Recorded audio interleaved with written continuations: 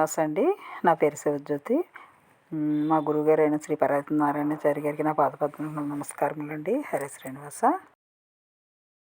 అండి. నా పేరు శివజ్యోతి. ఈరోజు భగవద్గీత శ్లోకం 2వ శ్లోకం చెప్తానేనండి. తర్వాత హరినామ సంకీర్తన.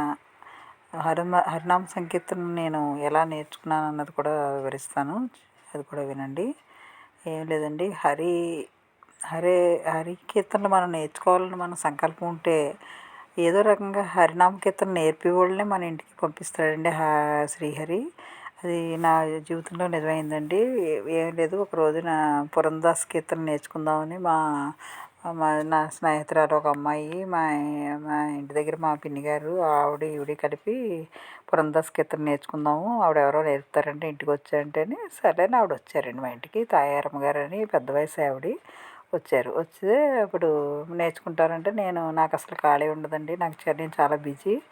మా పిల్లల్ని చూసుకోవాలి. మా అమ్మమ్మ గారే నాకు అత్తయ్య గారే అమ్మమ్మ అండి. ఆవిడ 70 సంవత్సరాల వయసు ఆవిడని చూసుకోవాలి. మాదేమో రైతు కుటుంబం అండి. వ్యవసాయం పనులు ఉంటాయి నాకు. పనివాళ్ళందరికీ టిఫిన్లు టీలు పంపించాలండి. నాకు అసలు క్షణం తీయకుండదు. ఇలాంటి కీర్తనలు అవి నేర్చుకోవడానికి నాకు ఖాళీ ఉండదండి. నేను నేర్చుకోను, నాకు కుదరదండి అని చెప్పేశానండి.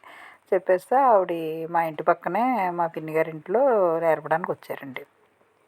2 రోజుల నుంచి నేర్పుతున్నారు. నేనేమో వెళ్ళట్లేదు, వాళ్ళు నేర్చుకుంటున్నారండి. ఒకరోజు మధ్యాహ్నం నేను పని అంతా అయిపోయాక కాసేపు నీరసంగా ఉంటే పడుకున్నాక లెగిసి సర్లే వాళ్ళు ఏదో కీర్తన నేర్చుకుంటున్నారు కదా చూద్దామని వెళ్ళానండి వాళ్ళ ఇంటికి. వెళ్ళి నేను కూర్చుంటే వాళ్ళకి పేపర్లు ఇచ్చారు. ముగ్గురు కలిపి నేర్చుకుంటున్నారండి. పేపర్లు ఇస్తే ఆ పేపర్లో చూసి నేర్చుకుంటున్నారు. నేను అలాగే వింటున్నాను. ఆవిడ పాటకు ముందు హరే శ్రీనివాస హరే శ్రీనివాస హరే శ్రీనివాస అని 3 సార్లు అంటున్నారండి. నేను హరే శ్రీనివాస అని నేను కూడా మనసులో అనుకునేటప్పటికి ఆవిడ ఒక కీర్తనలో మటుకి హరియే సర్వోత్తమ హరియే పరదేవతే అన్న మాట ఒక్కటే నాకు అర్థమైందండి. అంత కన్నడం కదా అనేటప్పటికి ఆ మాటకి నాకు ఏంటో తెలియని అనుభూతి వచ్చిందండి. హరియే సర్వోత్తమ హరియే పరదేవతే అంటంతో నేను ఆవిడ పాడిన కీర్తన పాడి, నా దగ్గర పేపర్ లేదు ఏమీ లేదు, నేను పాడేశానండి. వాళ్ళందరూనేమో నేర్చుకుంటా కొంచెం కొంచెం పాడుతున్నారు. నేను మొత్తం ఆవిడ పాట అక్కడ కూర్చుని విన్నాను కదా, మొత్తం పూర్తిగా పాడేశాను. ఆవిడ అన్నారు, ఇదేంటిది 2 రోజుల నుంచి మీరు రావట్లేదు, మీరు పాట నేర్చుకోలేదు, మీకు పేపర్ ఇవ్వలేదు, మీరు ఎలా పాడేశారంటే మీరు ఇప్పుడు పాడుతున్నారు కదండి, అది వినేసి నేను పాడేశానండి అన్నాను. అమ్మో భలే పాడారండి అన్నారు ఆవిడ. అంతే, ఆ రోజు నుంచి హరి మరి నాకు ఎలా కనెక్ట్ అయ్యాడో తెలియదు కానండి, హరికి నేను కనెక్ట్ అయిపోయానండి. ఇంకా కనెక్ట్ అయిపోయి ఇంకా ఆ కీర్తన చాలా బాగుంటుంది ఏనండి. అది ఫస్ట్ పురందాస్ కీర్తనలో ఏ పాట పాడాలన్నా ముందు అదే పాడాలండి. జైగడి ఆగాలని ఉంటుందండి, ఆ కీర్తనే ముందు పాడాలన్నమాట. ఆ కీర్తన పాడినిపిస్తాను చూడండి, మీరు కూడా కనెక్ట్ అయిపోతారు. చాలా బాగుంటుంది ఏనండి. ఒకసారి హరే శ్రీనివాస.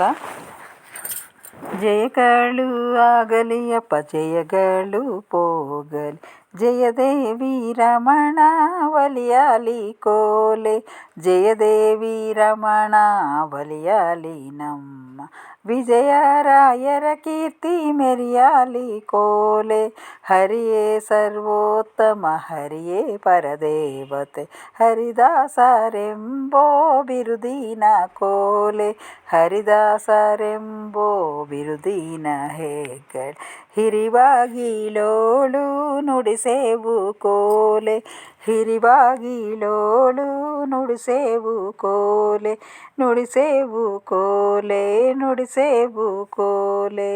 హరే శ్రీనివాస. హరే శ్రీనివాస. ఆ కీర్తన నేర్చుకున్నాక నేను ఏం చేశానంటే, ఇంకా తెల్లారి ఆ తాయారమ్మ గారితో నేను రేపు నుంచి నేను కూడా పురందాస్ కీర్తన నేర్చుకుంటానండి, ఏదో రకంగా నేను పని ఖాళీ చేసుకుని మీరు వచ్చే టైంకి నేను నేర్చుకుంటానండి అంటే, సరే అమ్మ నేర్చుకోండి అన్నారు. సరే అని ఆవిడ 10 పాటలు ఒక పేపర్ మీద రాసి, ఒక 2-3 పేపర్ల మీద రాసి ఇచ్చారండి. ఇచ్చి నేర్చుకోమన్నారు.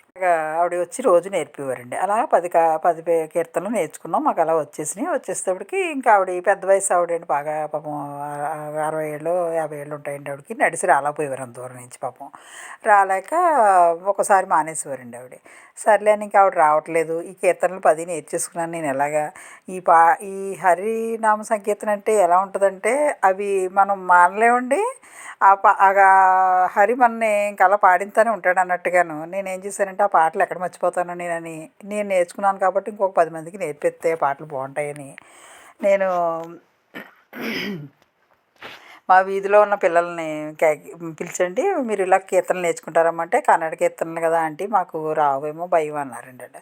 ఏం భయపడక్కర్లేదమ్మా, చాలా ఈజీగా ఉన్నాయి, నేను వాటితో పాటు తెలుగు పాటలు కూడా నేర్చుకుందాం మనం, తెలుగు పాటలు కూడా నేను నేర్చుకుని మీకు నేర్పుతాను, గోవిందనామాలు అవి ఈజీయే కదా, అలాంటివన్నీ మనం పాడదాం, రోజు సాయంత్రం మీరు స్కూల్ నుంచి అయిపోయాక వచ్చేయండి అమ్మ అంటే, సరే అంటే అని సాయంత్రం స్కూల్ అయిపోయాక పాపం రెడీ అయిపోయి పిల్లలందరూ వచ్చేవారండి. వచ్చితే నేనేం చేసేదాన్ని, ఈ నేర్చుకున్న పురందాస్ కీర్తనలు, వాళ్ళకి ముందే పురందాస్ కీర్తనలు అంటే భయపడిపోతారని తెలుగు పాటలు నేనేం చేస్తానంటే, టీటీడీ ఛానల్లో అన్నమాచారి కీర్తనలు వచ్చాయి కదండి, అవి చూసి పేపరు పెన్ను తీసుకుని ఆ పాటలు, అప్పుడు అంటే సెల్లు ఈ పెద్ద అందుబాటులో లేవు కదా, అంటే 2006 సంవత్సరం అండి నేను చెప్పేది. అప్పుడు సరే అని నేను ఆ కీర్తనలు నేర్చుకుని సెల్లో పాటలు రాసి, ఆ టీవీలో వచ్చినప్పుడు గబగబా ఆ పాట వచ్చినప్పుడు గబగబా పని అంతా చేసుకుని ఆ పాట కీర్తన నేర్చేసుకున్నాను, నేను వాళ్ళకి నేర్పిదానండి అన్నమాచార్య కీర్తన తెలుగు కదా, నేర్చుకుని గోవిందనామాలు అవి మెల్లిగా వాళ్ళకి అలవాటు చేశానండి. ఇంకా రావటం మొదలుపెట్టారు. అలాగా పురందాస్ కీర్తనలు కూడా ఒకటొకటి నేర్పుతుంటే వాళ్ళకి పిల్లలు కదా గమ్మగా బాగానే నేర్చేసుకున్నారులేండి.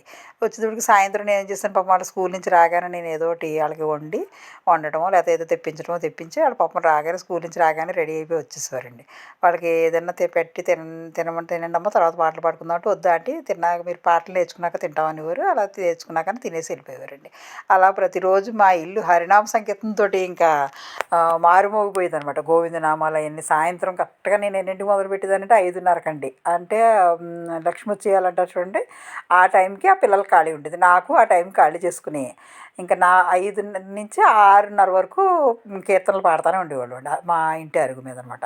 అలా నేర్చుకుంటా పిల్లలకి నేర్పానండి. అంటే ఎందుకు చెప్తున్నానంటే, మీకు అందరికీ హరినామ సంకీర్తనలో ఉన్న అది ఇది అలాంటిదని చెప్పడం కోసం అండి, అంతకన్నా ఏం కాదు. హరినామ సంకీర్తన మీరు కూడా చేయండి, నలుగురికి నేర్పండి, నలుగురితో కూర్చొని పాడండి, లేదా మీరు ఇంట్లో పాడుకోండి, చాలా బాగుంటాయండి, అందుకని చెప్పడం కోసం చెప్పాను. మిగతా విషయాలు రేపు చెప్తానండి. హరే శ్రీనివాస. ఈరోజుకి ఇదే భగవద్గీత శ్లోకం ఒక్కటి నేర్పేసి నేను ముగించేస్తానండి. భగవద్గీత శ్లోకేనండి. భగవద్గీత 2వ శ్లోకం అండి ఈరోజు. దృష్ట్యా తు పాండవానీకం వ్యూఢం దుర్యోధనస్తథా ఆచార్యముపసంగమ్య రాజా వచనమబ్రవీత్. సంజయుడు పలికెను. ఆ సమయమున రాజైన దుర్యోధనుడు వ్యూహరచనతో సమరమునకు మోహరించి ఉన్న పాండవ సైన్యమును చూచి ద్రోణాచార్యుని కడగేగి ఇట్లు పలికెను. హరే శ్రీకృష్ణ. ఈరోజుకి ఇదేనండి. ఇంకా రేపు మిగతా విషయాలు శ్రీహరితో నా జర్నీ ఎలా జరిగిందో రేపు చెప్తానండి. హరే శ్రీనివాస. ఉంటానండి.